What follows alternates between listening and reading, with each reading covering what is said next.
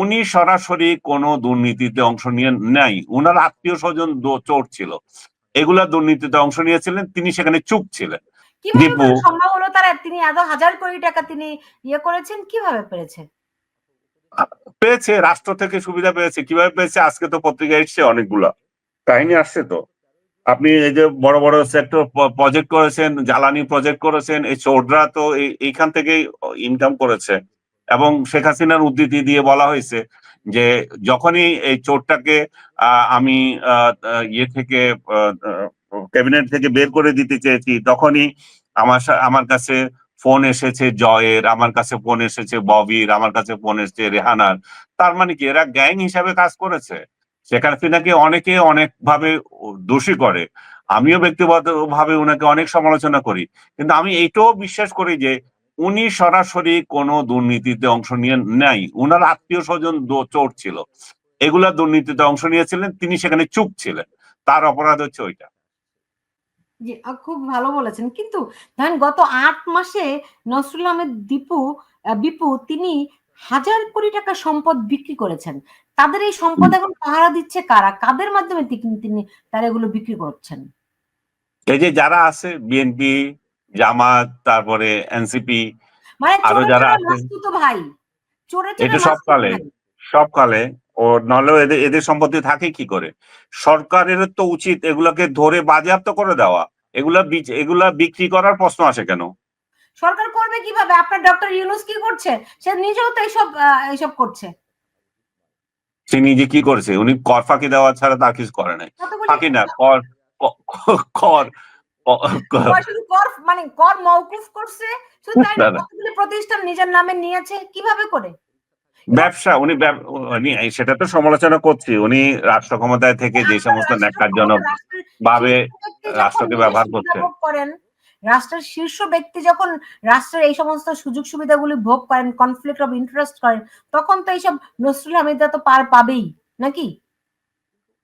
না, এক জিনিস না, আমি নসরুল হামিদরা যে সমস্ত অপরাধ করেছে এগুলাকে আমি ডক্টর ইউনূসের সাথে তুলনা করতে চাই না। ডক্টর ইউনূস করবেন না, অপরাধ তো অপরাধী। এখন অপরাধ, কিন্তু মাত্রা আছে তো। কিসের মাত্রা আছে? ডক্টর ইউনূস করলে সেটার মাত্রা কম, আর নসরুল হামিদ বিপু করলে আচ্ছা, ডক্টর ইউনূস ক্ষমতা থেকে যাক, তখন এগুলো বের হবে, এখন তো বের হয় নাই। এখন তো আমরা যেগুলো দেখছি এগুলো খুব সাদামাটা না। কথা বলতেছেন না, আমি বুঝতে পারছি। না, ভয়ের কথা না, আমার বদ্দা তো, আমরা বুঝো না, চিটং এর লোক তো। আপনাকে আমি একটু মনে করিয়ে দিতে চাই 2007 সালে আলী হাসান মোহাম্মদ মুজাহিদ তিনি ছিলেন তখন জামাতের জেনারেল সেক্রেটারি। তো তখন আমি কাজ করতাম এনটিভিতে।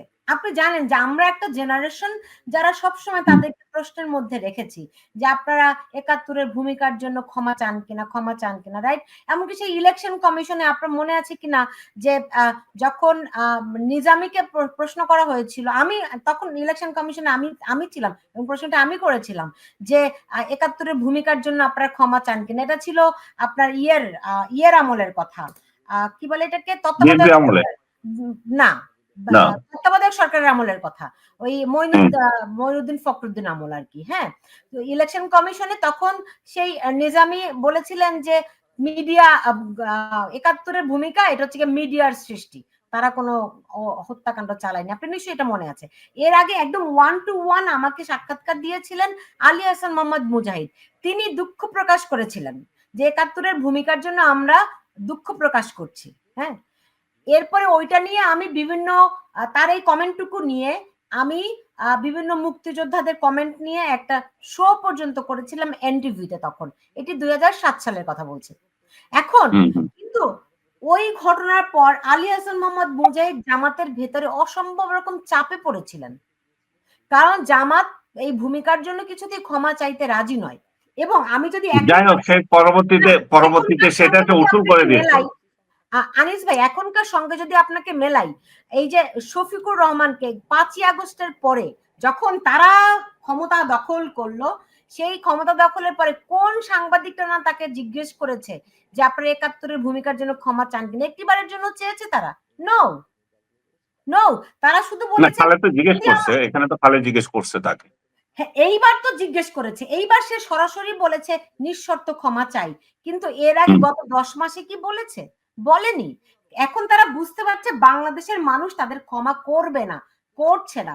তাদের যে ভূমিকা এটার জন্য তারা আরো যদি সাবমিসিভ না হয়, মানুষ তাদেরকে গ্রহণ করে না। আচ্ছা, আমার শেষ কথা আমি বলে দিচ্ছি এখানে, এই বিষয়ে আমি ইয়ে করছি যে ওনার কাছে চেয়েছিল, কিন্তু যে পদ্ধতিতে উনি ক্ষমা চেয়েছেন সেটা ক্ষমা হয় না। ক্ষমার একটা পদ্ধতি আছে, সেটা দিতে হবে। পাকিস্তান এখানে হাইকমিশনে ছিল আলমগীর বাবর, তাকে আমি একবার ইন্টারভিউ করেছিলাম। তাকে যখন আমি কোয়েশ্চেন করেছিলাম, উনি বলেছিলেন যে দেখো আমরা কিন্তু লিখিত ক্ষমা চাইছি। আমি যে কোথায় সেটা, বলে যে তুমি যদি ওই সিমলা চুক্তি দেখো, আমাদের তিন দেশে যে চুক্তি হয়েছিল ভারত, পাকিস্তান, বাংলাদেশের, সেখানে কিন্তু লিখিতভাবে আছে। ইনফ্যাক্ট সেখানে লিখিতভাবে একটা অংশ আছে যে আমরা ক্ষমা চাচ্ছি আমাদের এই ধরনের কর্মকাণ্ডের জন্য, এবং বাংলাদেশের তরফ থেকেও বলা হচ্ছে যে আমরা তোমাদেরকে ইয়ে করছি, এগুলা নিয়ে আর ইয়ে হবে না। কিন্তু সেই জায়গায় যেটা বরখেলাপ হয়েছে সেটা হচ্ছে যে কথা ছিল যে তারা অপরাধীদের বিচার করবে, কিন্তু তারা কোনো বিচার করে নাই। আরেকটা জিনিস যেটা আমি জামাতের এই ভূমিকায় যেটা দেখি না, জামাত ৭১ সালে একটা রাজনৈতিক অপরাধ করেছে, রাজনৈতিক ভুল সিদ্ধান্ত ছিল, এবং তারা যেটুকু কাজ করেছে সেগুলো ভালো হয়নি। যে কাজগুলো, সেই কাজগুলো আমি আপনাকে বলতে যাচ্ছি। কিন্তু মূল বিষয়টা হচ্ছে যে এখানে পাকিস্তান যে ক্ষমা চাইতে পারছে না, সেটার মূল কারণ হচ্ছে আর্মি। জামাতের কোন ভয়? জামাত কেন বলতে পারে না? পাকিস্তানের রাজনৈতিক নেতারা ক্ষমা চাইতে চায়, তাদের আর্মির ভয়ে তারা পারে না, কারণ এটা আর্মি কাজ করছে, তারা তো করে নাই। এই বাংলাদেশের কি সমস্যা জামাতিদের, তারা কেন এটা বলতে পারে না? তারা ১৯৭১ সালে এবং তাদের যে নিজেরা এবং তাদের অঙ্গ সংগঠন গুলো যেই সমস্ত কাজ করেছে, তারা পাকিস্তানি বাহিনীর দোসর হিসাবে কাজ করছে।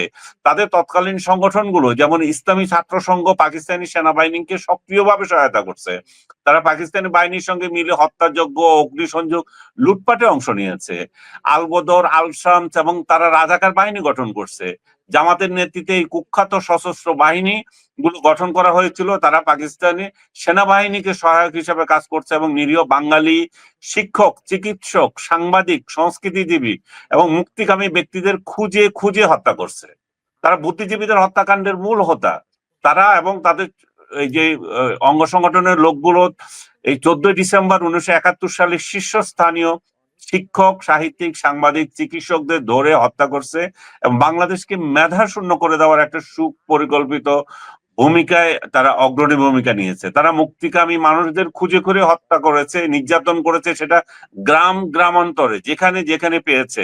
সেনাবাহিনীকে পথ নির্দেশনা করছে, তারা দেখাই দিয়েছে কার বাড়িতে যেতে হবে। সাধারণ মানুষকে হত্যা করেছে, নারীদের উপর নির্যাতন করছে, অগ্নিসংযোগ করেছে, ধর্ষণে অংশ নিয়েছে এবং মুক্তি সংগ্রামের বিরোধিতা করাকে তারা রাষ্ট্রদ্রোহিতা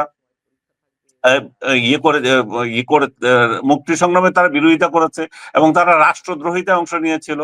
জামাত 1971 সালে খোলাখুলি ভাবে বাংলাদেশের স্বাধীনতার বিরোধিতা করছে, সেটা তাদের পলিটিক্যাল ডিসিশন, তারা বলতে পারে। কিন্তু তারা যেটা করছে যে অ্যাট্রোসিটিতে সহায়তা করা, সেটা পলিটিক্যাল ডিসিশন না, সেটা তো হত্যাকাণ্ড, এইগুলোই তো যুদ্ধ অপরাধ। জামাত যে 71 এর বিরোধিতা করেছে সেটা তো যুদ্ধ অপরাধ না, যুদ্ধ অপরাধ তো এগুলাই।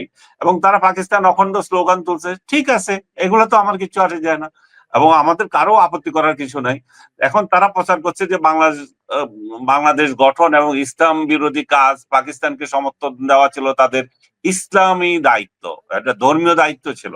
এই ধর্মীয় দায়িত্বের নাম দিয়ে তারা ইস্যুগুলো করেছে, গণহত্যা করছে, তারা ধর্ষণ, অগ্নিসংযোগ করছে, তারা পরিকল্পিতভাবে দেশের সেরা মেধাবীদের হত্যা করে বাংলাদেশকে একটা পঙ্গু করেছে। এখন এগুলো তারা কিভাবে অস্বীকার করবে?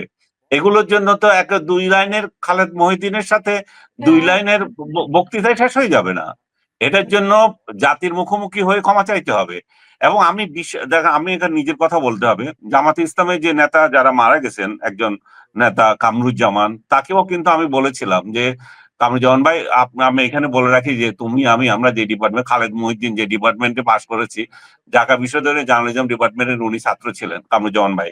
তো উনাকে ওই বড় ভাই সুলভ ইয়েতে বলেছি যে আপনারা ক্ষমা চান, আপনারা যদি ক্ষমা চান তাহলে বাংলাদেশ একটা বৃহত্তর রাজনৈতিক দল হতে পারেন আপনারা, বাংলাদেশের সাংগঠনিক ভিত্তিতে আপনাদের। এবং এই যে নতুন প্রজন্মের ছেলেগুলা যারা ছাত্র শিবির করে, আমার সাথে অনেকের পরিচয় আছে, অনেকে আমার ফেসবুক ফ্রেন্ড, তারা কিন্তু প্রকাশ্যে বলতে পারে না। তারা কেন লজ্জাটা নেবে? তারা আপনারা যে অপকর্ম করেছেন, ধর্ষণ করেছেন, আমি শেষ করতে দেন সুলতানা, আমাকে শেষ করতে দেন, আপনি বারবার ডিস্টার্ব করেন। এই যে আমার কথা হচ্ছে কামরুজ্জামান ভাইকে আমি বললাম যে এই যে ছেলেগুলা তারা যে একটা ইসলামী দলকে সমর্থন করে, তারা আমাদের ভাই বন্ধু ছোট ভাই, কেউ কেউ আমাদের সন্তান তুল্য। তাদেরকে আমরা রাজাকারের বাচ্চা বলে গালি দিতে হচ্ছে। আসলে তো তারা তো রাজাকার, হয়তো তার বাবা রাজাকার ছিল না, কিংবা সে রাজাকারের না, কিন্তু তার গালিটা আপনাদের কারণে শুনতে হচ্ছে।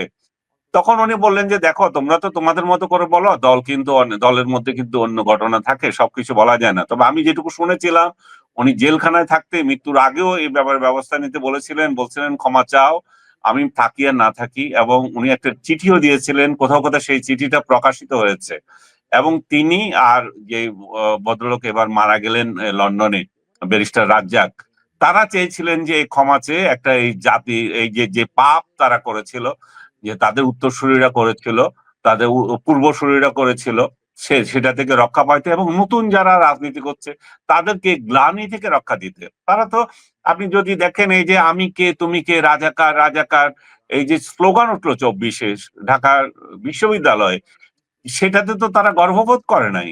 কিন্তু আমরা যখন বললাম তোমরা রাজাকারের বাচ্চা, রাজাকার স্লোগান কেন দিচ্ছ, তোমরা তাহলে কি এটা রাজাকারদের আন্দোলন, তখন কিন্তু তারা আবার এটা অস্বীকার করে বললো, দেখেন আপনারা শুধু সেটাই শুনেছেন, আমরা পরের লাইন কি বলেছি, পরের লাইন বলছি যে কে বলেছে স্বৈরাচার স্বৈরাচার হাসিনাকে উদ্দেশ্য করে, মানে বলছে যে পরের লাইন ছিল। তার মানে কি এই তরুণগুলো কি রাজাকারের বাচ্চা কিংবা রাজাকার এই ধ্বনিতে কি তারা সন্তুষ্ট? তারা তো সন্তুষ্ট না, তারা তো এটা আপন করে না। আজকে আমরা একজন মুক্তিযোদ্ধা, 71-এর যে মুক্তিযোদ্ধা, সে গর্ব করে বলতে পারে আমি একজন মুক্তিযোদ্ধা, আমি এই দেশের জন্য প্রাণ দিয়েছি আমার, বা আমরা লড়াই করেছি, আমাদের রক্ত দিয়েছি। আরেকজন রাজাকার কি বলতে পারে আমি একজন গর্বিত রাজাকার, আমি রাজাকার, আমার ছেলে রাজাকার, আমি যেন গর্বিত? তাহলে বোঝা যায় যে আমাদের এই জিনিসগুলো নিয়ে সমাধান দরকার, আমাদের ক্ষমা চাওয়া দরকার। তাহলে যারা এই অপকর্ম করেছে তাদেরকে ক্ষমা চাইতে হবে। জামাত আমির আরেকটা যে কাজ করেছে, আপনি খেয়াল করেন, ভাষাগত। উনি বলেছেন যদি আহ, ইতিহাস ইতিহাস ইয়ে হয়, এটাকে শব্দটা বলছে ইতিহাস আহ, এখন যেটা ভুল মনে করে সেটাকে কিন্তু এক সময় আবার সত্য হয়ে যেতে পারে। ওনার ভাষাটা আমি আপনাকে ওনার ওনার লাইন ধরে শোনাই। যে উনি বলছেন কি, উনি বলছেন যে জামাত যদি সত্যি ক্ষমা চায়, এটা এটা তিনি একটা চালাকি করে বলছেন। তিনি বলছেন যে যা আজকে ভুল মনে হচ্ছে তা হয়তো আগামীর ইতিহাসে সঠিক বলে প্রমাণিত হবে। কথা খেয়াল করেন, যা আজকে ভুল মনে হচ্ছে প্রমাণ, তার মানে কি এই ভাষা খোলাখুলি বলে দেয় যে তারা আজও মনে করে যে 71 সালে তারা সঠিক ছিল, তারা ক্ষমা চাইলেও সে দায় স্বীকার করছে না। তাহলে এই সমস্ত, এই যে তাহলে ক্ষমা চাওয়া খালেদ মহিউদ্দিনের সাথে, এটা তো ভণ্ডামি কমপ্লিট। আপনার সাথে যে আরেকজনে ক্ষমা চাইলো সেটাও ভণ্ডামি। তারা যে ভণ্ডামি করে সে তো সবাই জানে, কিন্তু আপনাদের স্নেহের জন্য খালেদ মহিউদ্দিন এগুলির ব্যাপারে আবার উত্তর শুনে সন্তুষ্ট হয়, পাল্টা প্রশ্নগুলি করতে পারে না। বিষয়টা খুব ইন্টারেস্টিং আর কি। কিন্তু আমার যেটা আপনার কাছে প্রশ্ন, এই যে তারা যে এটা বলার চেষ্টা করছে যে ইতিহাস আজকে যেটি ভুল কালকে সেটি সত্যও হতে পারে, আপনার কি বুঝতে এটা বাকি থাকে যে আজকে যখন তারা ওই যে নিজামী মুজাহিদিকে শহীদ বলে আখ্যায়িত করে, তারা কি বলতে চায় এটাকে আমরা বুঝি না? আজকে যখন তারা মুক্তিযোদ্ধাদের জুতোর মালা গলায় পরায়, আমরা বুঝি না তারা কি বলতে চায়? বুঝি না, তাদের, সেটাই তো বলছি, তাদের পূর্বসূরীরা যে অপকর্ম করছে, এই তাদের উত্তরসূরি এই একটা বড় একটা জনগোষ্ঠীকে কেন তারা এই গ্লানির মধ্যে রাখবে? তাদের তো এটা এটা নিয়ে তো শেষ করে দেওয়া উচিত। যারা ক্ষমা চায় তাদের তো আগে সত্যিটা স্বীকার করে শিখতে হবে না? আপনি ক্ষমা চাচ্ছেন, তাহলে সত্যটা কি সেটা স্বীকার করেন। জামাত যদি মনে করে যে তারা কোনো ভুল করে নাই, কোনো অপরাধ করে নাই, তাহলে এই বিনা সত্য ক্ষমার কি দরকার? এটি ক্ষমা না ইতিহাস? এটি ইতিহাস আর দেশের মানুষের সাথে আর একটা তামাশা, এটা তো প্রশ্ন উঠছে এখন।